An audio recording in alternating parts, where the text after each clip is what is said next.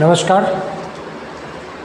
एक बार फिर मैं दयानंद गुजर विराट क्लासेस पावटा से आपके बीच जो पिछला टॉपिक हमारा पंचायती राज का बचा हुआ था उसको भी कंटिन्यू करने के लिए आपके पास आया हूँ।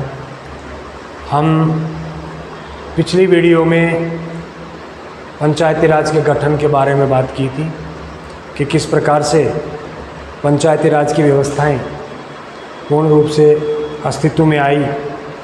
तो मैंने आपको संविधान सभा से लेकर के और उसके आखिरी पड़ाव तक मैंने आपको बताया था। अब कुछ समितियां आ जाती हैं हमारे बीच में, क्योंकि पंचायती राज को और मजबूत बनाने के लिए समय समय पर कुछ समितियां बनाई गई और उन समितियों के द्वारा कुछ सुझाव हमें मिले, जिन सुझावों के माध्यम से आज हमारा जो पंचायती राज व्यवस्था है ये फल फूल रहा है। तो सबसे पहले हम बात करते हैं कि भाई हमारे यहाँ सबसे पहले कौन सी ऐसी समिति का निर्माण किया गया जो पंचायती राज व्यवस्था के लिए हमें सुझाव देती है। तो सबसे पहले जो हमारे बीच में समिति आती है वो है आपके लिए बलवंत राय मेहता समिति। बलवंत राय मेहता समिति की 1957 में इसकी स्थापना की जाती है, यानी इसका गठन होता है और इसका अध्यक्ष बलवंत राय मेहता होता है, इसलिए इसका नाम भी बलवंत राय मेहता समिति रखा जाता है।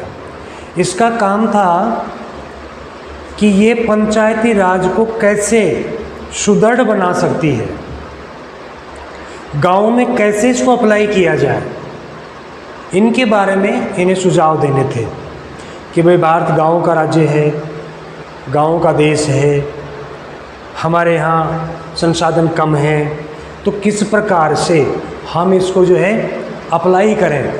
तो हमारे बीच में जो बलवंत राय मेहता समिति है उन्होंने 1957 में उसका गठन हुआ और उन्होंने अध्ययन किया और अध्ययन करके ये बताया कि भाई हमारे यहाँ सुझाव दिए इन्होंने कि हम इसको 3 तरीके से लागू कर सकते हैं। मैंने पिछले वीडियो में भी आपको बताया था कि आपके पास क्वेश्चन आता है कि किस समिति ने त्रिस्तरीय सिफारिश की थी, किसने द्विस्तरीय सिफारिश की थी। तो मैंने बताया था कि बलवंत राय मेहता, 3 नाम आ रहे हैं, बलवंत राय मेहता, तो इसका मतलब है तीन शब्द हैं, तो त्रिस्तरीय को याद रखें। ऐसा एक ट्रिक मैंने आपको बताया था। उसी बलवंत राय मेहता समिति की मैं बात कर रहा हूँ। इन्होंने कहा कि पहले सुझाव दिया कि ग्राम स्तर पर इसका गठन होना चाहिए। किस पर होना चाहिए? ग्राम स्तर पर। अब ग्राम स्तर पर कौन होगा? जैसे मैं अभी आपको थोड़ा सा बताऊं कि ग्राम स्तर पर ग्राम पंचायत, इसको ग्राम सभा भी बोलते हैं, इनका गठन होना चाहिए। भाई ग्राम स्तर पर ग्राम पंचायत का या ग्राम सभा का गठन होना चाहिए। जैसे सरपंच बनने के लिए तैयार होते हैं हम। फिर उसने कहा कि पंचायत समिति यानी ब्लॉक स्तर पर, जिसको आप खंड भी कह सकते हैं, ब्लॉक भी कह सकते हैं, उन्होंने दूसरी सिफारिश की कि ग्राम स्तर के बाद में इसका दूसरा स्तर होना चाहिए, वो होना चाहिए खंड स्तर, अर्थात पंचायत समिति का स्तर, जिसको आजकल आप क्या बोलते हो? डेलीगेट बोलते हैं राजस्थान में। जैसे पंचायत समिति सदस्य का चुनाव होता है जिसमें आपके प्रधान का चुनाव किया जाता है, तो उसकी वार्ता हो रही है कि भाई दूसरा स्तर जो है पंचायती राज का वो पंचायत समिति स्तर पे होना चाहिए। तीसरा जो उन्होंने कहा वो ये कहा कि जिला स्तर पे होना चाहिए। अब जैसे हम बात करेंगे तो यहाँ पंचायत समिति में पंचायत स्तर का हो जाएगा, इसमें जिला स्तर का तो जिला परिषद हो जाएगा। ये पंचायत समिति का हो गया।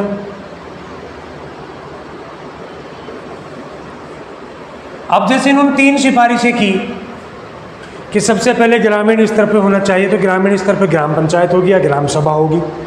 दूसरे स्तर पर यानी कि हम ग्राम से निकल करके कहाँ जाते हैं? तहसील की तरफ, खंड की तरफ जाते हैं, तो खंड स्तर पर होना चाहिए। तीसरा खंड के बाद में हम कहाँ जाते हैं? जिला स्तर पे जाते हैं, तो इसका मतलब है कि जिला स्तरीय होनी चाहिए। यानी कुल मिलाकर के बलवंत राय मेहता ने जो सिफारिश की वो त्रिस्तरीय की। कौन सी स्तरीय है भाई? त्रिस्तरीय। यानी 3 स्तर वाली सिफारिश इसने की है। अब इसने 3 सिफारिशें तो कर दी, लेकिन इन 3 सिफारिशों के पीछे एक कारण रहा, ये विफल हो गया। ये जो समिति थी इसकी सिफारिशों को माना नहीं गया, थोड़ा सा इसको छोड़ दिया गया कि यार देखते हैं। तो इसके कुछ असफलता के कारण रहे।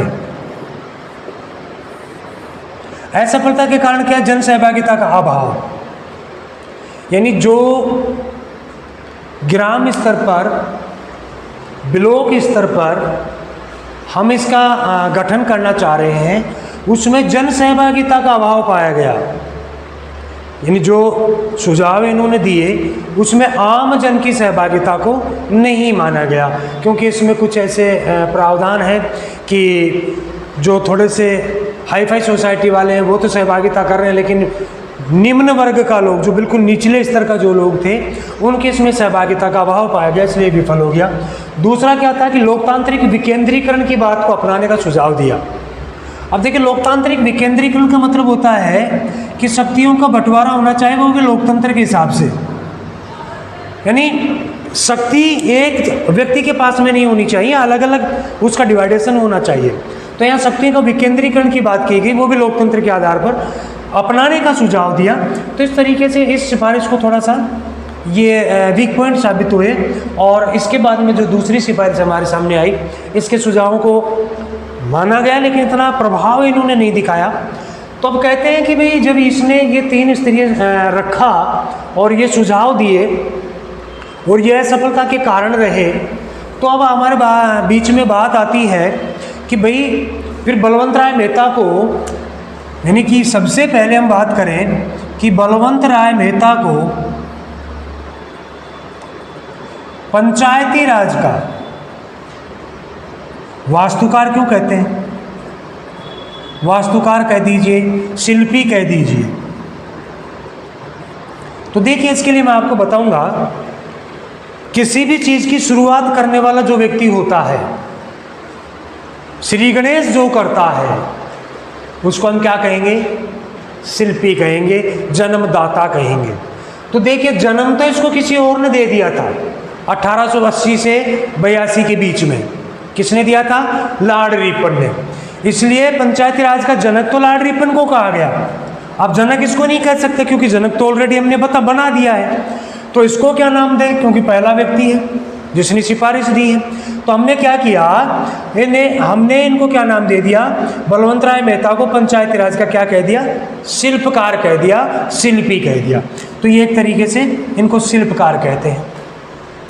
और आपको पता ही है कि एक सिद्धांत जहाँ खत्म होता है वहाँ से दूसरा सिद्धांत शुरू होता है। तो जब ये बिल्कुल सिफारिश आ गई, इसकी सुझाव आ गए, तो दूसरी समिति का गठन किया गया, वो थी अशोक मेहता समिति। इसका गठन 1957 में हुआ, इसका गठन 1977 में होता है, लेकिन इनके बीच में कुछ घटनाक्रम और होता है। तो वो भी मैं आपको पहले भी मैंने आपको बताया था, मैं थोड़ा सा फिर बता देता हूँ कि जैसे ही बलवंत राय मेहता समिति की सिफारिशें हमारे पास आई, तो हमने इसको अमली जामा पहनाने की कोशिश की। और कोशिश कैसे की? पहले पिछली जो वीडियो थी उसमें मैंने बता दिया था कि 2 अक्टूबर कितने को? 1959 को, और 11 अक्टूबर 1959 को 2 चीज़ें नेहरू ने की थी। कौन कौन सी की थी? नंबर 1, राजस्थान के नागौर में, कौन से गांव में? बगदरी गांव में पहली बार भारत में पंचायती राज व्यवस्था की शुरुआत की गई थी। किसकी सिफारिश के बाद? बलवंत राय मेहता समिति की सिफारिश के बाद। सबसे पहले बलवंत राय मेहता ने सिफारिशें रखी, उनको अमली जामा पहनाने के लिए, उसको थोड़ा सा अप्लाई करने के लिए, लागू करने के लिए हमने क्या किया? नेहरू ने 2 अक्टूबर 1959 को नागौर के बगदरी गांव में पंचायती राज की शुरुआत की, और 11 अक्टूबर 1959 को आंध्र प्रदेश में पंचायती राज की शुरुआत की गई। इस प्रकार से ये जो बलवंत राय मेहता समिति थी उसके बाद में ये सिफारिशें लागू होने के बाद में ये व्यवस्था की गई। लेकिन देखिए एक चीज़, एक समिति पूरी नहीं होती है, तो उसको आगे कैसे कन्वर्ट किया जाए, उसमें कुछ सुधार कैसे किया जाए, तो हमने दूसरी समिति बनाई अशोक मेहता समिति, जिसका गठन किया गया 1977 में, और हमने लागू कब कर दिया, 2 अक्टूबर 1959 को। इसको और बेहतर कैसे बनाया जाए, इसकी सिफारिश के लिए हमने इसको शुरुआत की। तो सबसे पहले अशोक मेहता ने इस समिति का अध्ययन किया होगा, क्योंकि जब दूसरे नंबर की समिति बनती है, मान लीजिए इसको यूँ समझें कि आपको कोई काम सौंपा जाता है कि भाई ये काम आपको करना है और इस काम को पहले से आदमी ने कर दिया और इसमें ये कमी रही, तो आप क्या करेंगे, उस पूरे शोध पत्र को पढ़ते हैं। जैसे भी शोध करते हैं हम लोग, तो हम क्या करते हैं, दूसरे के शोध पत्रों को पढ़ते हैं, फिर उन शोध पत्रों में क्या कमी रहेगी उसको हमने आगे जो है पूरा करना होता है। तो अशोक मेहता समिति ने भी कुछ ऐसा ही किया होगा कि सबसे पहले बलवंत राय मेहता समिति का अध्ययन किया होगा और फिर इसके बाद में इसने कुछ सुझाव या निर्णय लिए होंगे। तो अशोक मेहता समिति ने निर्णय लिया और सुझाव दिए कि भाई पंचायती राज को 3 स्तर पे लागू मत करो, इसे कितने स्तर पे लागू करो, 2 स्तर पे, यानी इसको 3 टियर की जगह 2 टियर बनाओ। और 2 टियर कैसे बनाओ, एक बनाओ मंडल स्तर और एक बनाओ जिला स्तर। तो थोड़ा सा इधर आइए अब आप लोग, इसमें से कौन गौण हो गया, ये गौण हो गया। अशोक मेहता कहते हैं कि ग्राम स्तर पर इसकी आवश्यकता नहीं है, मंडल स्तर पर इसको बना दीजिए, ग्रामों को मंडल में जोड़ दीजिए और फिर इसका जो है लागू कीजिए। अब मंडल पे कौन सा आएगा, वही पंचायत समिति, इसको लागू कर दो, पंचायत समिति स्तर पे लागू कर दो, और जिला स्तर पर वही आपका जिला परिषद या जिला मंडल, 2 की सिफारिश की इन्होंने। इसके साथ साथ में इन्होंने कुछ सुझाव भी दिए कि 2 स्तरीय तो बनाएंगे इसको, लेकिन कुछ और भी पहाड़ा पढ़ना है। तो पहाड़ा क्या पढ़ना है कि भाई 2 स्तर के साथ साथ में गांवों के अंदर जो ग्राम स्तर पर हम स्तर बनाना चाहते थे, उसके स्थान पर गांव में क्या कर दो, ग्राम न्यायालय खोल दो। थोड़ा सा चेंज हो रहा है यहाँ। बलवंत राय मेहता ने ग्राम स्तर पर पंचायत राज को लागू करने की बात कही थी, लेकिन इसने मॉडिफाई करते हुए क्या किया, ग्राम स्तर को तो समाप्त कर दिया और इसने क्या किया, ग्राम न्यायालय की स्थापना की सिफारिश की कि गांव में तो ग्राम न्यायालय की स्थापना कर दो और मंडल स्तर और जिला स्तर पर ये 2 स्तर से इसको लागू कर दो। तीसरी जो बात इसने, दूसरी जो बात कही वो ये कही कि SC और ST को आरक्षण दे दो। अब आरक्षण दे दो, इसका मतलब क्या हुआ कि भाई ये जो वर्ग है ये बिल्कुल नीचा दबा कुचला वर्ग है, जिसको भी बहुत कुछ आवश्यकताएं हैं सहयोग की, तो क्यों ना हम इसको उठाने के लिए हम आरक्षण दे दें पंचायती राज में, यानी इनका आरक्षण लागू कर दो। अब आरक्षण लागू कैसे करें, तो देखिए इसमें 2 चीज़ें आती हैं, एक होता है अनुपात और एक होता है प्रतिनिधित्व। तो भैया इसके आधार पर लागू करें या इसके आधार पर लागू करें, किसके आधार पर लागू करें इसको। सबसे पहले हम जो लागू करेंगे वो हमारे पास मैटर आता है कि भाई अनुपात के आधार पर लागू करें या प्रतिनिधित्व के आधार पर, तो हम इसको अनुपात के आधार पर लेंगे। सबसे पहले जितना जिस क्षेत्र में जिसका अनुपात होगा उसके अकॉर्डिंग इसको लागू किया जाएगा। तो सबसे पहले जो प्रावधान किया गया कि भाई ये जो SC ST को आरक्षण दिया जा रहा है, ये आरक्षण किसके हिसाब से होना चाहिए, प्रतिनिधित्व के हिसाब से नहीं होगा, अनुपात के हिसाब से होगा। तो हम बात करते हैं कि बलवंत राय मेहता समिति ने सबसे पहले SC ST को आरक्षण देने की वार्ता कही, समझ गए। इसके बाद में बात आती है हमारे यहाँ GV राव समिति की। 1985 में एक नई समिति बनाई गई, जिसने भी समिति का गठन किया गया। इसने अपनी सिफारिशें दी, लेकिन इसका कोई ऐसा महत्व नहीं हुआ। इसके तुरंत बाद हमने एक दूसरी समिति का गठन कर दिया, जिसे एलएम सिंघवी समिति कहते हैं, जो 1986 में इसका गठन किया गया था। और इसमें कुछ सुझाव आए। अब सुझाव आएंगे 3 समितियों का अध्ययन करने के बाद, 4 समितियों का अध्ययन करने के बाद, क्योंकि बलवंतराय मेहता समिति का अध्ययन किया इसने, फिर अशोक मेहता समिति का अध्ययन किया, जीवी के राव समिति का अध्ययन किया, और उसके बाद में एलएम सिंघवी ने अपना निर्णय दिया। तो इसने क्या किया कि भाई पंचायती राज स्थापना जो कर रहे हैं हम, इसको इन लोगों ने क्या किया कि संवैधानिक दर्जा नहीं दिया है। तो पंचायती राज को सबसे पहले संवैधानिक दर्जा देने की बात कौन करता है? एलएम सिंघवी करता है। सुझाव देता है कि पंचायती राज को जो है स्तरीय बनाएंगे हम, लेकिन कैसे बनाएंगे? त्रिस्तरीय बनाएंगे, लेकिन कैसे बनाएंगे? तो उसने कहा कि संवैधानिक दर्जा देंगे। दूसरा, त्रिस्तरीय पंचायत राज व्यवस्था करेंगे। तीसरा, इसने कहा कि ग्राम न्यायालय का गठन करेंगे। और चौथा, इसने जो वार्ता कही वो ये कही कि राज्य चुनाव आयोग का गठन होना चाहिए। इसने 2 महत्वपूर्ण वार्ता की।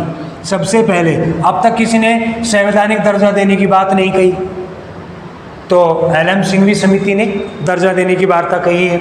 दूसरी बात करते हैं कि पंचायत राज की त्रिस्तरीय वार्ता हमारे पहले ही कौन कह सकते हैं? बलवंतराय मेहता कह चुके हैं। ग्राम न्यायालय की बात अशोक मेहता कह चुके हैं। तो ये दोनों, इसका मतलब है कि ये दोनों बलवंतराय मेहता समिति और अशोक मेहता समिति से आई हुई चीज़ें हैं। तो नई चीज़ क्या आई कि भाई संवैधानिक दर्जा दो, यानी इसको संविधान में जगह दो और इसको संविधान में वर्णित करो ताकि इसका वजूद उत्पन्न हो सके। और ग्राम न्यायालय और पंचायती राज को त्रिस्तरीय बनाने के बाद राज्य चुनाव आयोग का गठन करो, जो इनका क्या करवाए? चुनाव करवाए। इस बात में कुछ दम लगी।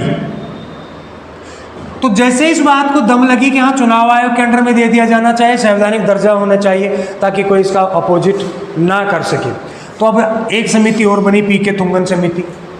अब पीके तुंगन समिति जो बनती है वो 1989 में बनती है। इसमें संवैधानिक दर्जे देने का सुझाव दिया। बिल्कुल, यहाँ भी संवैधानिक दर्जे की बात आ रही है, इसने भी संवैधानिक दर्जे की बात की। और ये जो संवैधानिक दर्जा देने की बात है, इसके लिए सुझाव दिया गया। तो इस समय हमारे यहाँ प्रधानमंत्री हुआ करते थे राजीव गांधी 1989 में। उन्होंने 64वां संविधान संशोधन किया, और 64वां संविधान संशोधन ढंग से देखिएगा किस तरीके से पारित होता है। राजीव गांधी ने पीके तुंगन समिति के बाद में एक संशोधन करने की कोशिश की पंचायती राज व्यवस्था को लेकर के। तो उन्होंने क्या किया? संसद में, ये लोकसभा और ये राज्यसभा, ये 2 सदन होते हैं हमारे। इन्होंने संविधान संशोधन रखा 1964वां जो संविधान संशोधन है 1989 का, इसको इन्होंने रखा और लोकसभा में ये पारित हो गया।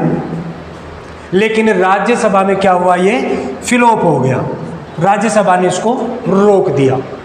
अब बात ये आती है कि जब लोकसभा में ये पारित हो गया तो राज्यसभा ने इसको क्यों रोका? तो देखिए, ध्यान से इधर आ जाइए, इस पॉइंट पे आइए। लोकतांत्रिक विकेंद्रीकरण होना चाहिए। क्या होना चाहिए? लोकतांत्रिक विकेंद्रीकरण।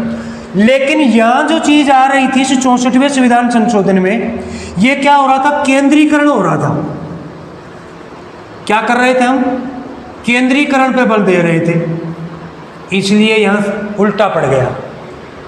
तो राज्यसभा ने कहा कि ये तो मेन सिद्धांत के विरुद्ध जा रही है, कि ये तो जो 64वां संविधान संशोधन है ये तो पंचायती राज को केंद्र की ओर शक्तियां लेकर के जा रही है, जबकि होना यह चाहिए था कि केंद्र से शक्तियां पंचायतों की ओर आनी चाहिए। इसलिए लोकसभा ने क्या कहा कि यह केंद्रीकरण को बढ़ावा देती है, इसलिए हम क्या करते हैं? इसको खारिज करते हैं। चलो, खारिज हो गया। 64वां संविधान संशोधन राज्यसभा में पारित नहीं हो पाया। उसके बाद में पीवी नरसिम्हा राव जी आते हैं। पीवी नरसिम्हा राव जी, क्योंकि 1992 में राजीव गांधी की हत्या हो जाती है, तो उसके बाद में 73वां संविधान संशोधन लेकर के पीवी नरसिम्हा राव आते हैं 1992 में, और वो इसको कुछ आगे बढ़ाते हैं। तो देखिए किस तरीके से बढ़ाते हैं। 22 दिसंबर 1992 को कितने तारीख को? 22 दिसंबर 1992 को पंचायती राज से संबंधित जो संशोधन था वो लोकसभा में पारित हो गया, और अगले ही दिन 23 दिसंबर 1992 को राज्यसभा ने भी इसको पारित कर दिया। यानी जो यहाँ राज्यसभा में कैंसिल हो गया था वो अब यहाँ पारित हो गया है, लेकिन ये वो का वो नहीं है, इसमें संशोधन करके रखा गया था। तो 73वां संविधान संशोधन 1992 में जो रखा गया 22 दिसंबर 1992 को लोकसभा में पारित हुआ, 23 दिसंबर 1992 को राज्यसभा में पारित हुआ। अब सीधी सी बात है कि दोनों सदनों में पारित हो गया तो अब किसके पास जाएगा? राष्ट्रपति के पास जाएगा। तो 20 अप्रैल 1993 को राष्ट्रपति ने भी उसके ऊपर क्या कर दिए? हस्ताक्षर कर दिए, अपनी ऑटोग्राफी उसके ऊपर कर दी, और 20 अप्रैल 1993 को राष्ट्रपति ने हस्ताक्षर कर दिया। तो क्या हो गया? सीधी सी बात है कि अब इसको जारी करने की, लागू करने की बारी आ गई है। तो 24 अप्रैल 1994 को, यानी कि 20 अप्रैल के 4 दिन बाद एक नोटिफिकेशन जारी हुआ, गजट जारी हुआ, और उसमें इसको लागू कर दिया गया। तो जो वर्तमान हमारा पंचायती राज व्यवस्था है वो 24 अप्रैल 1994 को अस्तित्व में आया। इसलिए 2010 में, कितने को? 24 अप्रैल 2010 को हमारे प्रधानमंत्री मनमोहन सिंह ने प्रथम बार पंचायती राज दिवस मनाया। यानी मनमोहन सिंह ने 24 अप्रैल 2010 को पहला पंचायती राज दिवस मनाया, जो अब 24 अप्रैल को हर वर्ष मनाया जा रहा है। अब बात आती है कि साहब इससे क्या हुआ? तो मेरे भाई इससे हुआ ये कि जैसे ये संशोधन लागू हुआ, ये संशोधन बना, तो हमारे संविधान में एक अनुसूची 11वीं जोड़ी गई। क्या जोड़ी गई भाई? 11वीं अनुसूची जोड़ी गई, और 11वीं अनुसूची में पंचायती राज का वर्णन किया गया, और इसमें 29 विषयों के साथ इस पंचायती राज व्यवस्था को शुरू किया गया।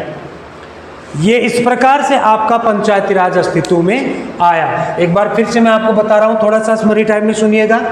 1957 में अशोक मेहता समिति का गठन होता है, जिसने त्रिस्तरीय समिति का लागू करने की सिफारिश की।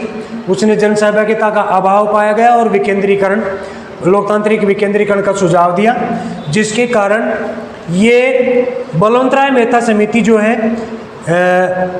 के बाद 2 अक्टूबर 1959 को हमने नागौर में पंचायत राज व्यवस्था की स्थापना की। इसके बाद में 11 अक्टूबर 1959 को आंध्र प्रदेश में इसकी स्थापना की गई। इसके बाद में अशोक मेहता समिति आती है, जिसमें 2 स्तरीय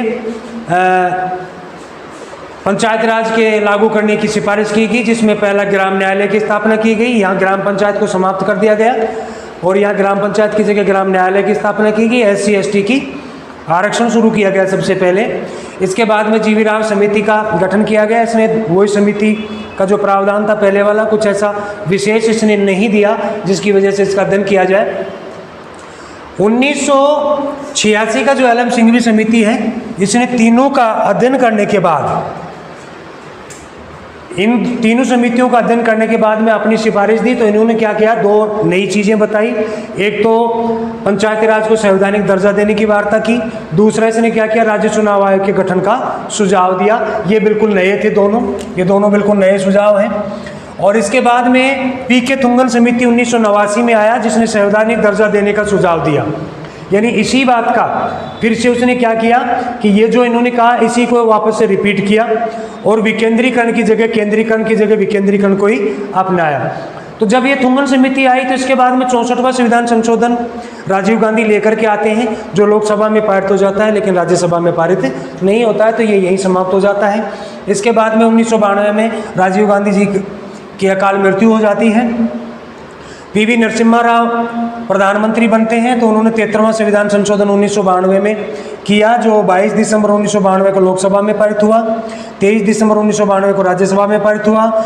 जिसे 20 अप्रैल 1993 को राष्ट्रपति ने हस्ताक्षर कर दिए और 24 अप्रैल 1994 को इसे लागू कर दिया गया। अर्थात भारत के संविधान में 11वीं अनुसूची को जोड़ करके 29 विषयों के साथ में वर्तमान पंचायती राज व्यवस्था की स्थापना की गई। इस प्रकार से ये पूरा पंचायती राज व्यवस्था का जो है वीडियो था, ये आपके सामने पेश हुआ है। अब मैं जो नगर निगम और नगर परिषद वाला जो आपका बच गया है, यानी कि आपकी 12वीं अनुसूची जो बची हुई है, इसको मैं लेकर के आऊँगा अगली वीडियो में। तब तक के लिए खम्बी गढ़ा।